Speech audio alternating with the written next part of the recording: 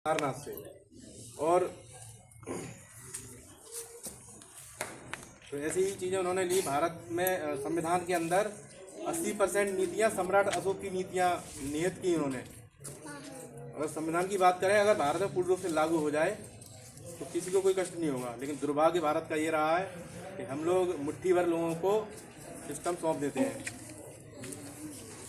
भारत के संविधान के मुख्य शिल्पकार थे ये। समानता, स्वतंत्रता और बंधुत्व पर आधारित संविधान है ये हमारा, बाबा साहब की वजह से।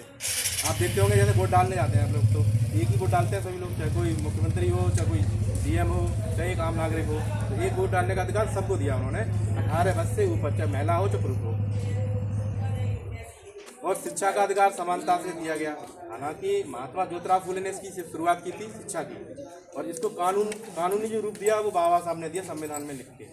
जो कानून बनाया था वो संविधान में भी नियत करना पड़ा, जिससे कि आज आप देखते हैं कि महिलाएं भी पढ़ रही हैं। पहले तो महिलाओं को पढ़ने लगा, किसी भी कास्ट, चाहे किसी वर्ग की हो, हम यहाँ जाति की बात नहीं करेंगे, चाहे ओबीसी वर्ग से हो, चाहे एससी से हो, चाहे जनरल से हो, किसी भी महिला को पढ़ने लिखने का अधिकार नहीं था। ये ज्योतिराव फुले और बाबा साहब की वजह से आज हो पाया है ये। तो हमें इनको कभी नहीं भूलना चाहिए।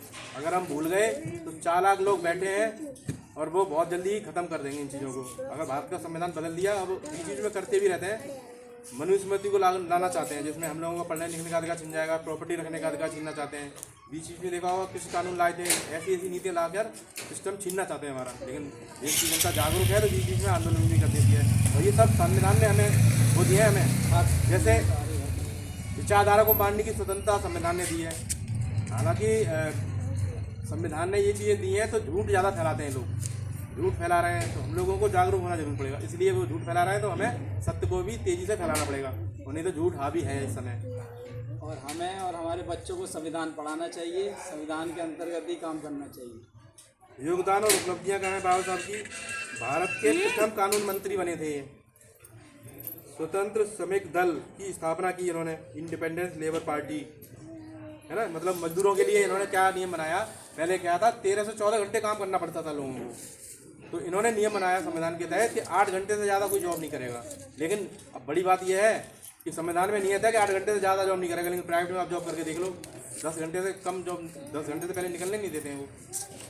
तो समझ लो, अब हमें इन चीज़ों से भी थोड़ा आगाह रहना पड़ेगा कि संविधान तो लागू है भारत के अंदर, लेकिन भारत के संविधान को मानने भी लोग नहीं हैं। जो बड़े बड़े पूंजीपति बैठा रखे हैं ना हम लोगों ने, वो भारत के संविधान को बिल्कुल नहीं मानते हैं, जो हमारे हक का। और यही कारण रहा है कि भारत का संविधान आज तक लागू नहीं हो पाया।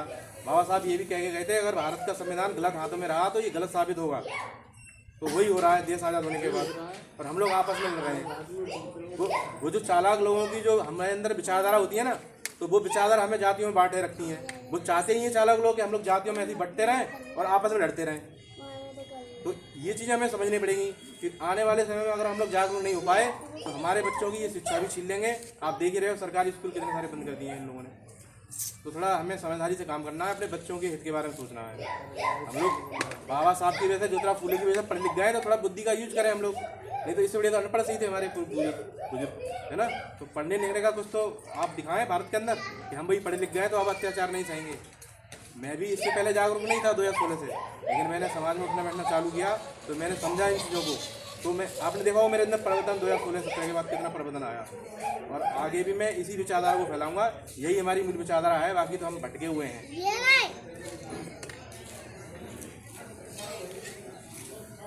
प्रमुख उपलब्धियां क्या रही इनकी? जैसे योगदान पे चल रही थी ना, महिलाओं के अधिकारों के लिए हिंदू कोड बनाया है उन्होंने। जैसे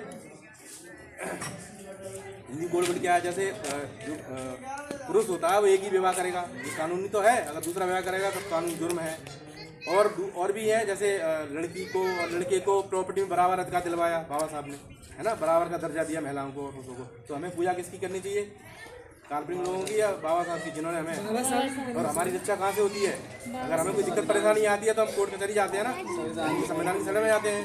भगवान को निर्णय, मतलब भगवान को जो हमें निर्णय आते हैं हमारे, उनको या फैसला मिलता है उनके न्याय के, तो कहाँ से मिलता है? संविधान की वजह से। तो संविधान बड़ा है।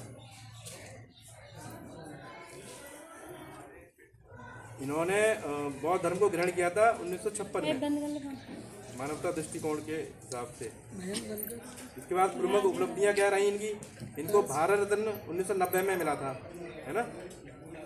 बाबा साहब को भारत रत्न 1990 में दिया गया था इनके कार्य के कारण। और इनका परिनिर्वाण हुआ था, यानी कि इनकी मृत्यु हुई थी, वो हुई थी 6 दिसंबर 1956 के तहत, वो भी एक षड्यंत्र के तहत हुई थी। तो इन चीज़ों के लिए हमें जागरूक रहना पड़ेगा। हम लोग इस विचारधारा को मानेंगे तो हमारे लिए षड्यंत्र रचेंगे चालाक लोग, वो चुपचाप नहीं बैठेंगे कभी भी, ना बैठे हैं। हमारे भारत का इतिहास सही तो हमें दिखाई नहीं आता टीवी पे कभी, और टीवी देख के विश्वास करते हैं।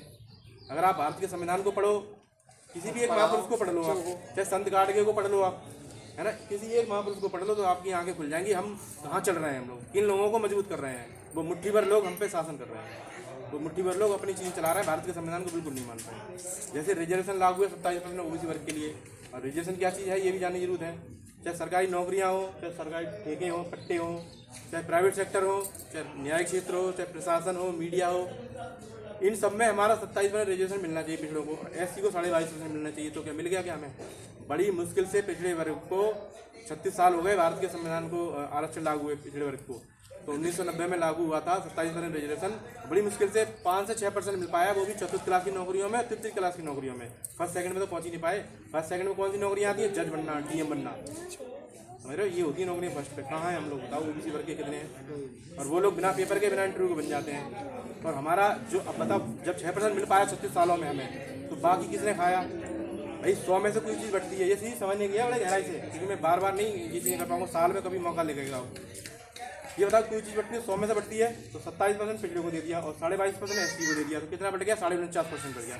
50.5% तो वही खा रहा है, और दे दिया, लिखित रूप में दे दिया, लेकिन वो अभी मिल नहीं पाया। तो बाकी का किसने खा लिया? इन्हीं चालाक लोगों ने।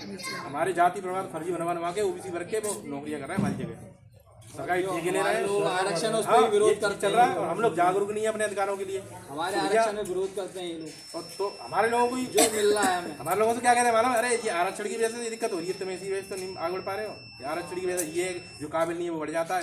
ऐसे बहकाते हैं हम लोगों को, और ये नहीं कहेंगे हम सीट पर बैठे हैं तो ये लागू कर दें। लेकिन ये चीज़ें समझनी पड़ेगी जनता को, देश के, कि भारत का मूल निवासी ओबीसी, एससी, एसटी है। और जो लोग आज भारत में बैठे हैं, मैं आपसे एक प्रश्न छोड़ के जा रहा हूँ, अपने कॉलोनी की बात है ये। भारत देश ही क्यों गुलाम बनता है? पहले यवनों का रहा, देखना इतिहास पढ़ते हैं, जो मेरे पास जी के रखी है उसमें क्लियरली लिखा है। फिर मुगलों का रहा, फिर अंग्रेजों का रहा, आज मध्य एशिया के जो आ रहे हैं वो शासन कर रहे हैं। हम लोग कब शासक बनेंगे? मध्य एशिया के लोग, मूल निवासी भारत के लोग, और मुट्ठी भर लोग कर रहे हैं हम लोगों को आपस में जातियों बांट के। तो एक विचारधारा से जुड़ोगे तो नहीं बटोगे। अगर ऐसे ही कोई मैं फलाना तो बटे रहोगे। विचारधारा से जुड़े जाओगे तो नहीं बटोगे। तो विचारधारा मायने रखती है। तो मैं अपनी बात को विराम देता हूँ। आप लोगों की काफ़ी चीज़ें बातें समझ में आई होंगी और पहले से भी जानते हैं। सबसे बड़ी बात इंसानियत, धर्म है, जाति इंसानियत ही है। हम लोग इंसान हैं, यही जाति है, और मानवता ही धर्म है। इसलिए ना भटके जातियों में, संविधान को बढ़ाएं आगे, पढ़ें और पढ़ाएं बच्चों को। जय भीम, जय भारत, जय संविधान। बूंदी लाए तो बॉबी और